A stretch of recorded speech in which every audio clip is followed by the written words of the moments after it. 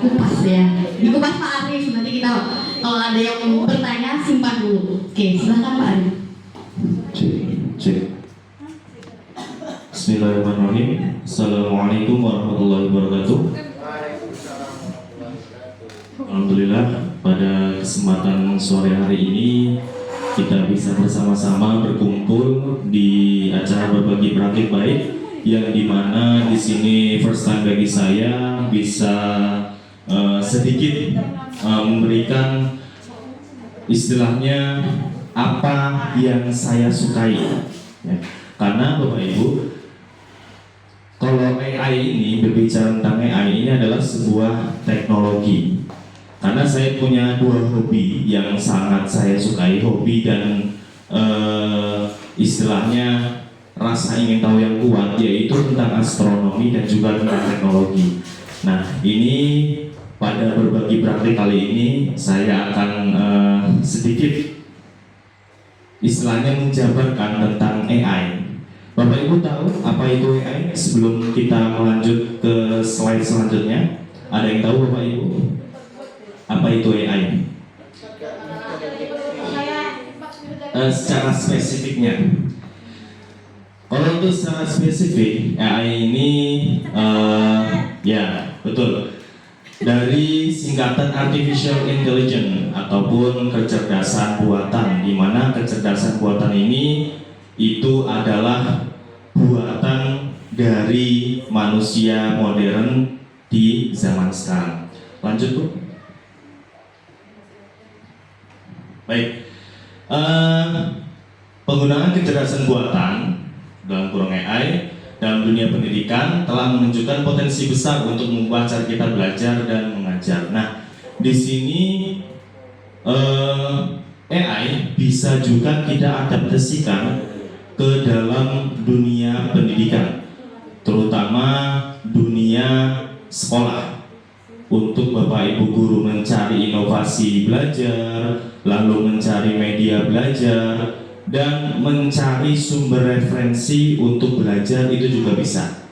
Mungkin ada beberapa Bapak Ibu guru yang sudah menerapkan hal ini tentang bagaimana cara penggunaan AI dalam pembelajaran. Namun kita akan mengulik lebih dalam lagi apa sih potensi besar yang bisa kita dapatkan dari teknologi AI ini. Nah, yang selanjutnya, penggunaan AI dalam pendidikan tidak hanya berfokus pada teknologi itu sendiri, tetapi juga pada bagaimana teknologi tersebut dapat meningkatkan pengalaman belajar, mendukung pengajaran, dan meningkatkan efisiensi administrasi pendidikan secara keseluruhan. Jadi, AI ini fungsinya tidak hanya sebagai teknologi, namun bisa sebagai pendamping kita dalam bekerja, terutama dalam bidang pendidikan. Bisa membantu kita dalam istilahnya yang seperti saya sebutkan tadi, membuat perangkat ajar, mungkin contohnya media gambar, musik, dan lain sebagainya. Lalu bisa mencari solusi dari apa permasalahan yang kita hadapi, begitu.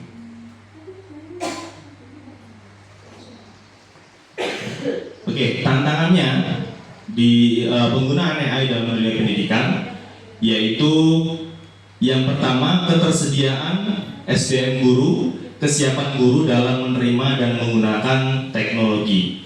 Ya, Bapak Ibu guru mungkin jangan merasa wah saya sudah tua, saya masih muda dan lain sebagainya, karena teknologi AI ini kalau kita pelajari secara betul-betul, kita pasti bisa mempelajarinya semua. Karena AI ini memang sangat mudah untuk dipelajari bagi yang ingin mendalami tentang teknologi AI. Karena apabila teknologi AI ini dipelajari,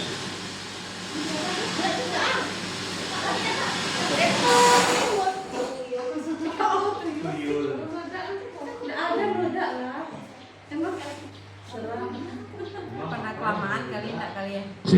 Oke. Mana sih?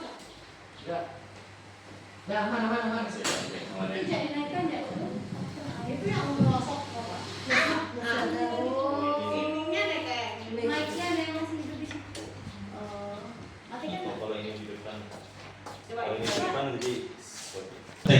teknologi AI ini memang kita sangat mudah mempelajarinya karena barang ini itu sudah bisa aplikasikan ke dalam barang yang setiap hari kita genggam, yaitu HP. Nah, lalu etika dan privasi, memastikan keamanan privasi atau data pribadi. Nah, AI ini yang namanya kecerdasan buatan yang sifatnya itu tidak nampak, dalam artian kalau dalam dunia komputer itu software. Di sini kita harus betul-betul menjaga privasi data kita, terutama data-data kita yang ada di HP, baik itu foto KTP, nomor NIK dan lain sebagainya, itu benar-benar harus kita jaga. Jadi dalam penggunaan AI itu kita pun harus bijak, tidak semerta-merta kita itu bebas membeberkan data pribadi kita yang sangat penting itu, jangan sampai kita mudah beberkan. Gunakan fungsi AI ini sesuai pada porsi dan tempatnya. Lalu ketergantungan berlebih, terlalu mengandalkan AI tanpa adanya usaha untuk meningkatkan kemampuan diri. Nah, dengan perkembangan teknologi yang sudah maju seperti sekarang ini, memang kita menjadi malas untuk berinovasi, berpikir, bahkan istilahnya menciptakan suatu hal yang kreatif yang kita ciptakan sendiri, karena dengan adanya dorongan dan bantuan dari AI ini, itu akan mempermudah hampir semua pekerjaan kita, dari mencari materi, lalu menggambar, membuat musik dan lain sebagainya, itu semua sudah ada di situ. Jadi ketika kita terlalu ketergantungan dengan yang namanya teknologi AI ini ataupun kecerdasan buatan ini, kita bisa menjadi orang yang malas dan tidak bisa berinovasi. Maka dari itu, dalam penggunaan AI kita harus benar-benar bijak. Sebisa mungkin AI ini menjadi sumber referensi, bukan istilahnya sebagai sumber dalam mencari hal yang malas kita pikirkan. Walaupun teknologi sudah maju, kita sebisa mungkin harus tetap menjadi orang yang kreatif agar pikiran kita bisa selalu berkembang.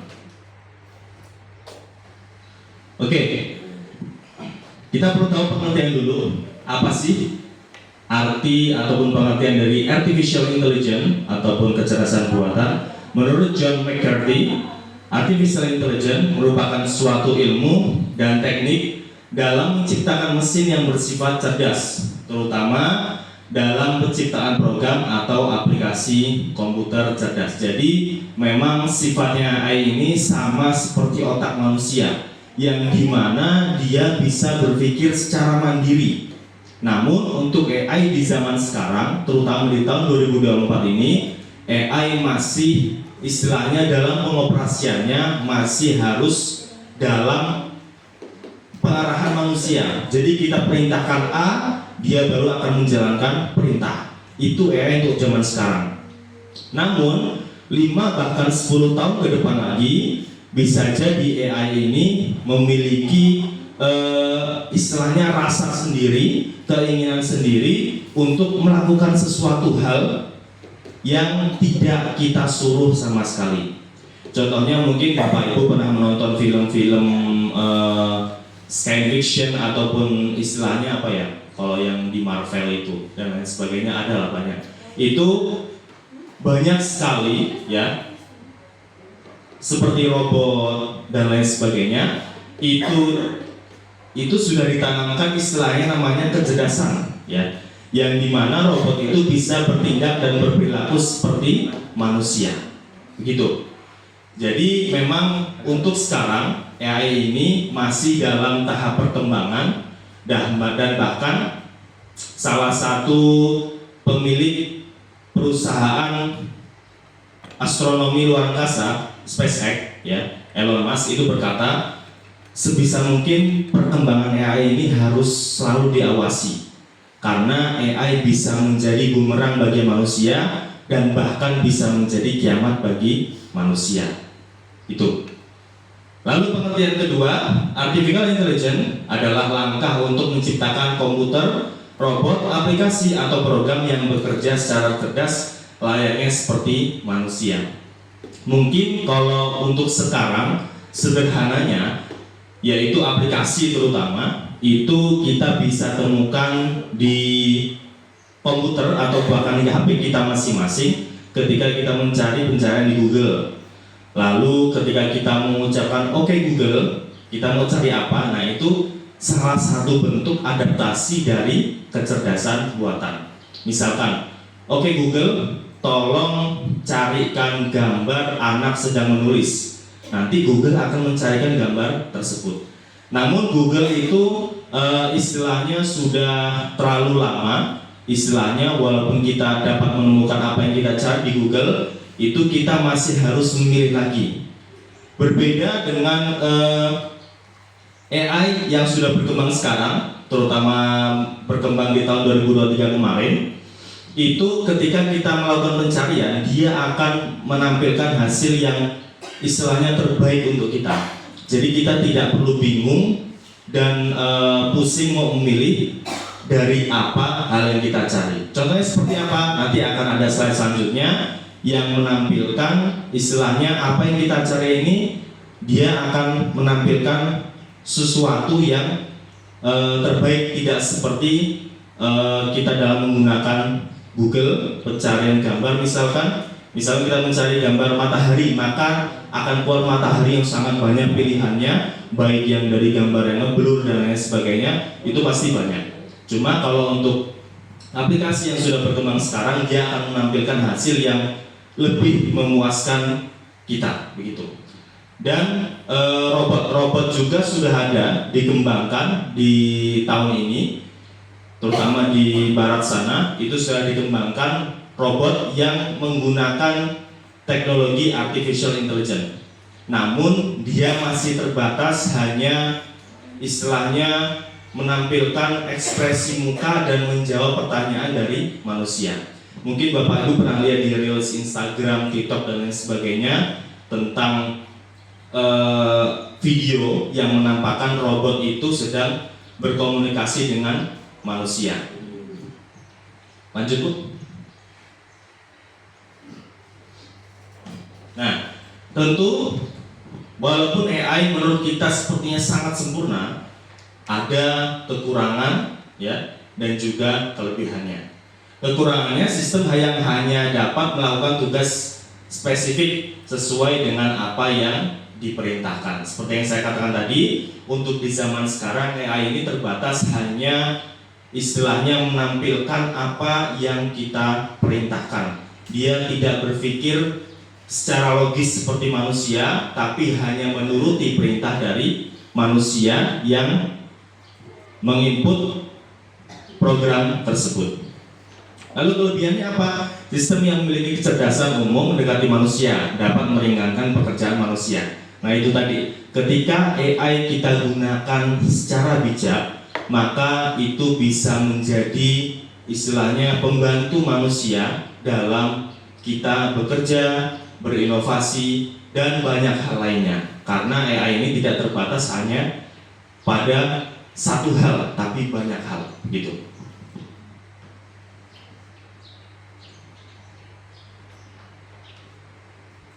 Yang kenapa AI ini tadi? Nah, kenapa kita ini perlu mempelajari AI di zaman sekarang? Karena Bapak Ibu tahu, kita itu sudah memasuki masa industri teknologi 4.0 yang dimana sedang dalam perjalanan menuju teknologi 5.0. Apa itu 4.0? Di mana perusahaan-perusahaan ya sudah mengadaptasikan teknologi sebagai istilahnya alat untuk melakukan sebuah pekerjaan. Contohnya, mungkin sebelum tahun 2000-an dulu masih banyak pekerja yang menggunakan manusia. Menuju ke era 2000 ke atas, itu sudah perlahan-lahan menggunakan mesin sebagai alat untuk melakukan sebuah produksi atau sebuah pekerjaan. Ditambah di era sekarang, apapun yang kita lakukan, kita selalu bergantung kepada yang namanya teknologi. Komputer, handphone, dan semua yang ada di sekitar kita itu semuanya sudah menggunakan yang namanya teknologi. Teknologi itu identik dengan mesin, entah itu mesin keras ataupun mesin yang lembut. Apa itu mesin keras? Mesin keras itu ya seperti yang kita pegang, lalu seperti yang ada di sekitar Bapak Ibu sekalian. Nah, kalau mesin yang lembut itu maksudnya istilahnya software, yaitu yang membuat perangkat keras itu bisa bekerja secara optimal sesuai dengan yang kita butuhkan. Nah, begitu. Jadi ketika memasuki era industri 5.0 itu tandanya semua pekerjaan, bahkan hampir 80% lebih pekerjaan itu dilakukan oleh mesin.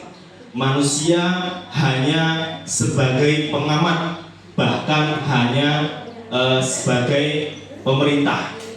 Ya, maksudnya pemerintah itu bukan pemerintah yang duduk di kursi pemerintah, tapi maksudnya yang memerintahkan program tersebut untuk berjalan. Banyak pekerjaan yang sudah menerapkan itu, ya.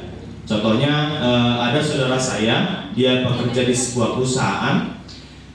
Dia itu kerjanya hanya duduk dan mengawasi monitor yang istilahnya itu bisa membaca bahwa mesin ini ada malfunction atau tidak. Malfunction itu istilahnya ada kesalahan atau tidak.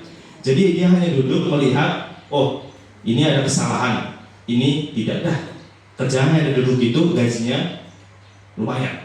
Nah itu, kita sudah hampir memasuki era 5.0 yang dimana pekerjaan 80% sudah dilakukan oleh teknologi.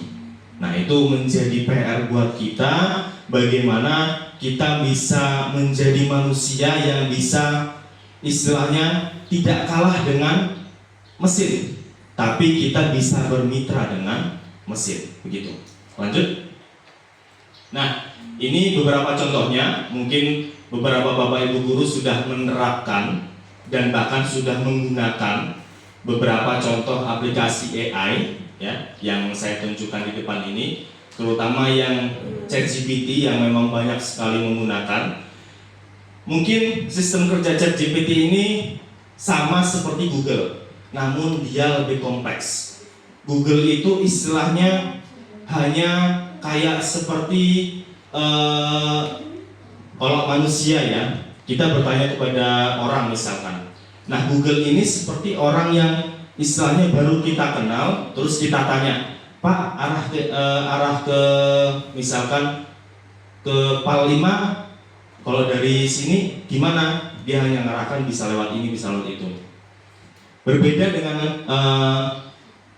ChatGPT ini, dia istilahnya itu sama seperti sahabat kita atau bahkan mungkin pasangan kita, yang dia lebih mengerti apa yang kita inginkan. Ya terkadang pasangan kita juga nggak tahu apa yang kita inginkan. Cuma di sini dia dalam mencarikan solusi untuk kita itu lebih kompleks. Gampangannya aja lah. Misalkan kita mau saking gabutnya kita sampai ketik di ChatGPT ini, kira-kira saya mau makan apa ya hari ini? Dia akan menyarankan makanan-makanan yang sehat dan lain sebagainya. Lalu lagi gabut, aku pengen baca novel. Kita tulis saja, saya pengen baca novel dengan tema percintaan. Dia akan menunjukkan. Nah, tidak hanya itu saja, bahkan banyak pekerjaan lainnya yang dimana bisa dilakukan oleh ChatGPT ini. Namun dia ini, sepengetahuan saya, dia hanya berfokus kepada istilahnya seperti teks. Ya, teks yang dibaca, dia pun bisa membacakan teks dari hasil yang kita cari, begitu. Nah, lalu yang kedua, contoh yang kedua, membuat gambar, Copilot Designer. Mungkin Bapak Ibu yang laptopnya sudah Windows 11, di pojok kanan bawah itu ada Copilot Pro. Nah, itu maksudnya. Copilot di sini bisa membuatkan kita membuatkan gambar apa yang kita inginkan. Gampangannya gini apa? Kita pengen istilahnya buatkan saya gambar pemandangan dengan ada 3 rumah beserta sawah-sawah dan ada sawitan. Di situ ada orang-orang yang bekerja. Dia akan menampilkan hasil dari apa yang kita cari berupa gambar. Kalau kurang bagus gambarnya atau kurang kita inginkan, kita bisa menyarankan kepada copyright itu tadi, bisa merubah ataupun menambahkan apa yang perlu ada pada gambar tersebut. Nah, ini maksud saya, ketika kita tidak bijak dalam menggunakan teknologi ini, contohnya Copilot ini, yang istilahnya dia awalnya rajin menggambar, rajin melukis, rajin istilahnya mencari inspirasi untuk gambar dia, dengan adanya Copilot ini, dia menjadi malas untuk berkarya, menggambar dan lain sebagainya. Begitu. Jadi benar-benar memudahkan, tapi jangan sampai membuat kita malas mencari inspirasi. Yang selanjutnya ada game edukasi, contohnya ada PTS. Nah, mungkin kemarin kita juga sudah bermain game yang kita membuat kelompok itu kemarin, lalu ada peringkat-peringkatnya. Nah, itu juga salah satu bentuk adaptasi dari teknologi AI. Begitu ya. Jadi sistem permainan yang dimana dia ini kayak mengatur bagaimana proses permainan itu berjalan. Yaitu ketika contoh dari penggunaan AI. Masih banyak contoh-contoh lain yang kita bisa terapkan dalam teknologi AI ini. Kita membuat video, kita membuat musik seperti yang kita terapkan kemarin, membuat musiknya untuk SLB khususnya, itu sudah diterapkan karena itu menggunakan AI juga. Bahkan orang yang tidak pandai bernyanyi juga itu bisa menjadi penyanyi yang memiliki suara bagus. Mungkin Bapak Ibu sering mendengar di Instagram atau TikTok yang dimana ada suara Jokowi sedang nyanyi dangdut misalkan, suara siapa sedang nyanyi dangdut. Nah, itu adalah hasil istilahnya penggunaan teknologi AI itu tadi. Dia mengambil sampel suara dari orang yang akan istilahnya buat bisa menyanyi ini, lalu diaplikasikan dalam bentuk nyanyian. Begitu, banyak sekali. Lanjut.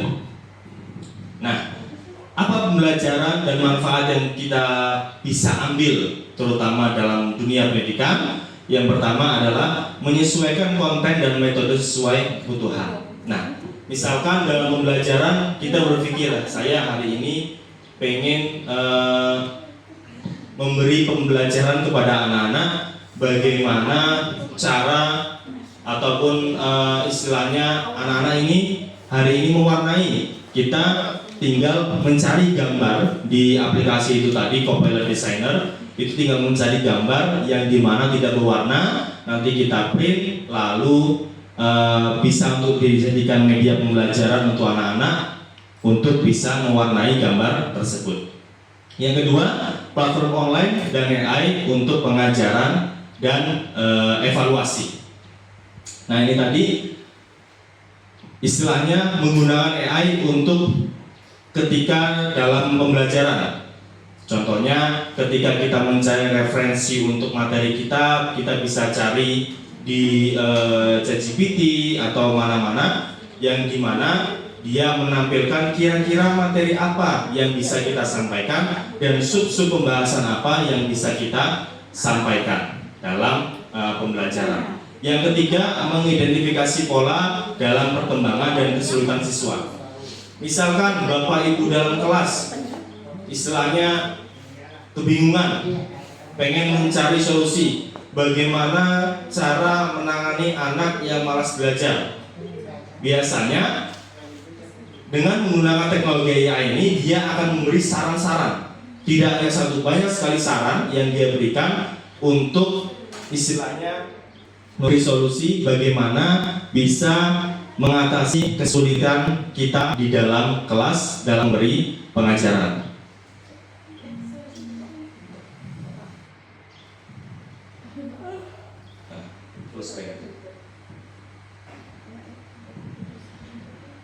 Yang keempat, ada simulasi realitas virtual dan chatbot untuk interaksi yang lebih menarik. Nah itu tadi, kita bisa menjadikan AI ini sebagai teman kita, sahabat kita, bahkan istilahnya sama seperti pasangan kita, yang dimana kita mencari solusi, mencari istilahnya apapun yang kita alami di dunia ini, itu bisa kita gunakan AI sebagai sarananya. Namun ingat, jangan berlebihan, karena banyak sekali, ada beberapa lah ya, nggak banyak orang di Jepang itu saking cintanya dengan istilahnya dunia komputer, dunia teknologi, bahkan dia sampai menikahi komputer miliknya sendiri. Itu ada, saya sering lihat ya kalau di Instagram itu. Bahkan ada yang menikahi robotnya sendiri, menikahi HP-nya sendiri, itu banyak. Itu karena terlalu berlebihan dalam istilahnya penggunaan teknologi. Jangan sampai manusia yang menciptakan teknologi AI ini menjadi bumerang bagi manusia itu sendiri. Istilahnya yang menciptakan AI ini manusia, namun manusia itu bisa kalah dengan AI itu sendiri. Nah begitulah, namanya manusia memang tidak ada yang sempurna. Apa yang diciptakan manusia itu bisa kembali melawan manusia itu tadi, bahkan bisa membuat manusia menjadi bukan manusia lagi, gitu.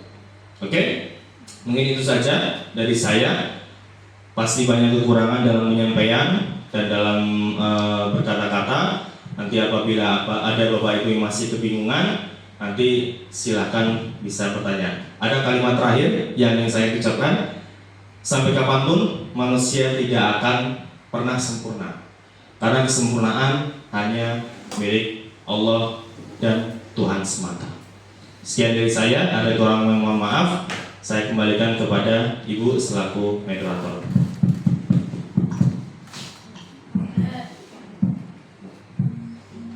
Oke, terima kasih ya. Ini materinya luar biasa, bagus ya. Ini bisa kita nanti pelajari mungkin lebih dalam lagi ya berkenaan dengan materi AI ini. Bapak Ibu silakan yang ingin bertanya.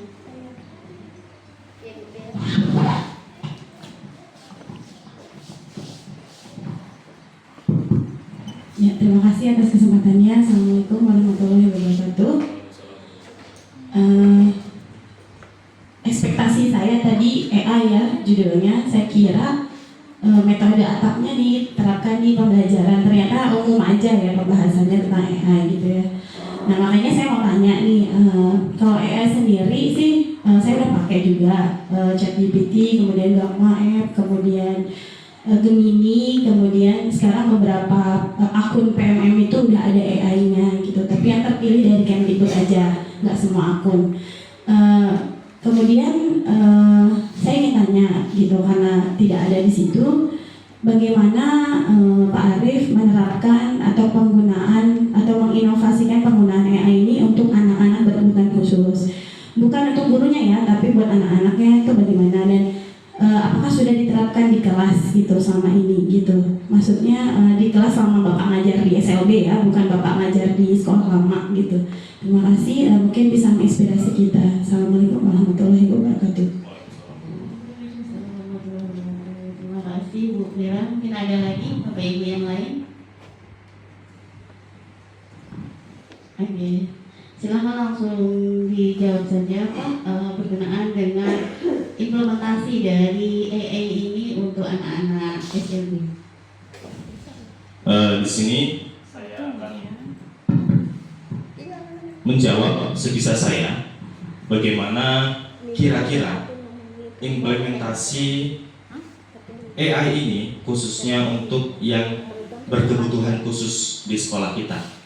Nah, yang pertama, dalam penggunaan AI ini tentunya menyesuaikan dari anak didik yang kita ajar.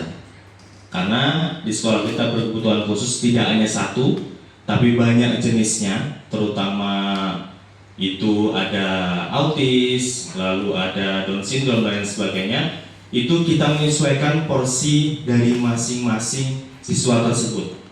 Misalkan siswa A, autis dia. Nah, dia lebih tertarik pada istilahnya gambar bergerak ataupun lebih tertarik kepada yang namanya suara. Nah, itu bisa kita terapkan, ya, dimana kita bisa membuat sebuah video di aplikasi AI. Banyak sekali aplikasi AI yang menggunakan video itu tentang istilahnya video edukatif yang sekiranya bagus untuk anak berkebutuhan khusus tersebut. Untuk saat ini memang belum saya terapkan karena memang saya masih melihat kira-kira sampai sekarang jujur aja saya masih melihat anak-anak yang saya ajar ini potensinya anak ini bagaimana? Maksudnya dia itu kayak apa sih mau dia sebenarnya? Karena selama ini ada beberapa anak yang saya ajar, dia itu kadang maunya A, kadang maunya B.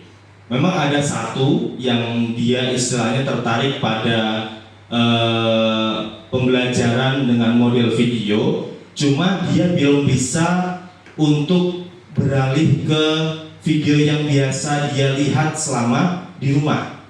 Begitu.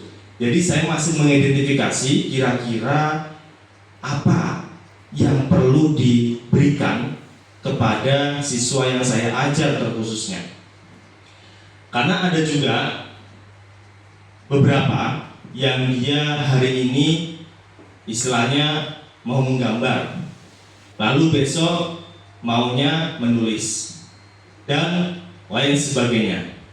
Itu tadi kenapa memang saya belum menerapkan, cuma tetap kita sama-sama belajar, ya, terutama untuk saya sendiri yang baru peralihan dari umum ke khusus bahasanya, untuk bisa menerapkan metode pembelajaran ketika saya menerapkan pembelajaran ini di sekolah umum.